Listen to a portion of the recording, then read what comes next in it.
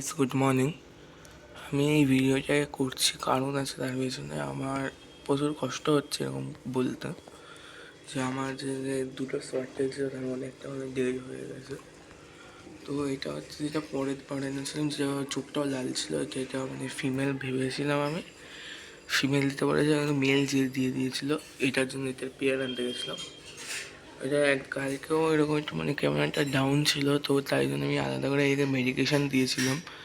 ম্যাথলাইন blue আর rock salt দিয়ে কিছু দেখেছিলাম, তারপর একটু ঠিকঠাক ছিল বলে আমি এবার এখানে ছেড়ে দিয়েছিলাম, কিন্তু আর আমাদের মধ্যে নেই। খুব কষ্ট হচ্ছে ওকে দেখতে ওরকমভাবে। কালকে রাত্রেও ঠিকঠাক ছিল, খাচ্ছিল সব।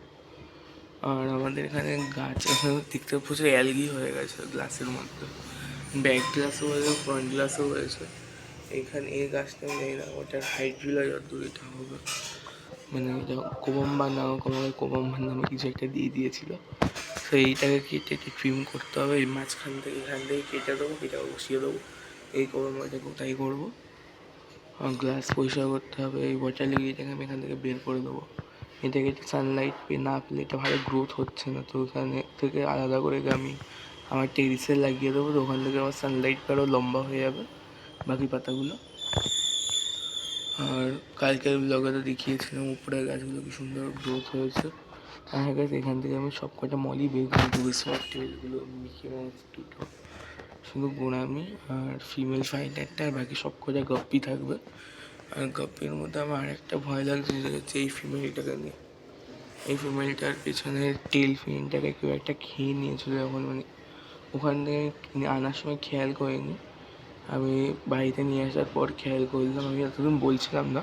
তো এখন দেখছি এইটার এখান থেকে লিস্টটা মানে পুরো খাওয়া খাওয়া আছে।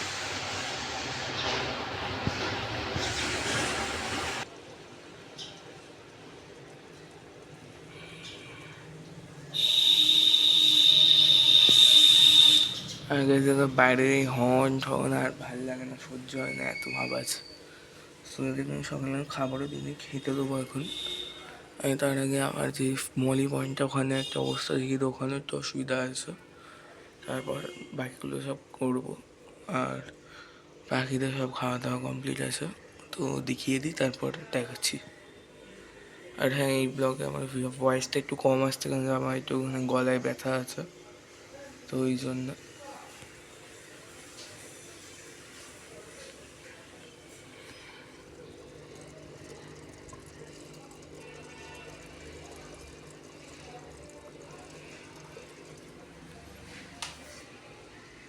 তো এদের অবস্থা প্রচুরই খারাপ, মানে এদের বলতে এই গ্লাসটার গাছের তো দেখতেই পাচ্ছ, ওই গাছটা এই দিকেরটা মরে গেছে, নিচ থেকে একটা নোট বেরিয়েছে।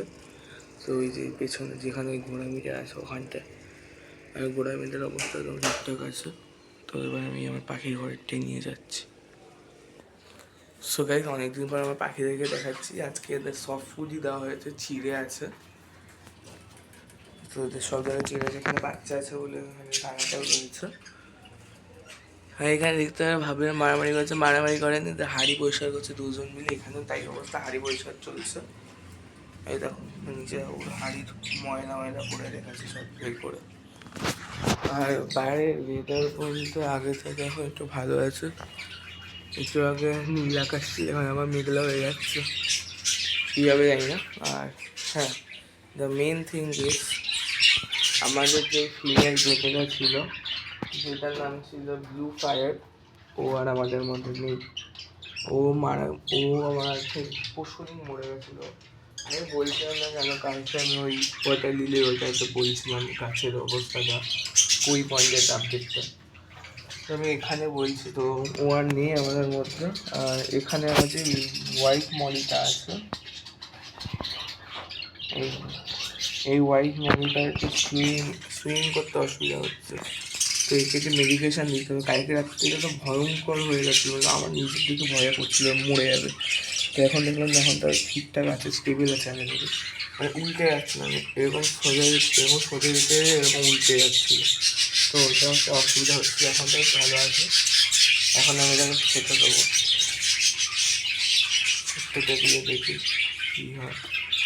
আর হ্যাঁ, সব মলি এখানে আমি রেখে দেবো, যত মলি আছে ওখান থেকে এবার এই হয়ে যায় ওই না ঠিক আছে আগে বেশ ভালো আছে খাচ্ছে।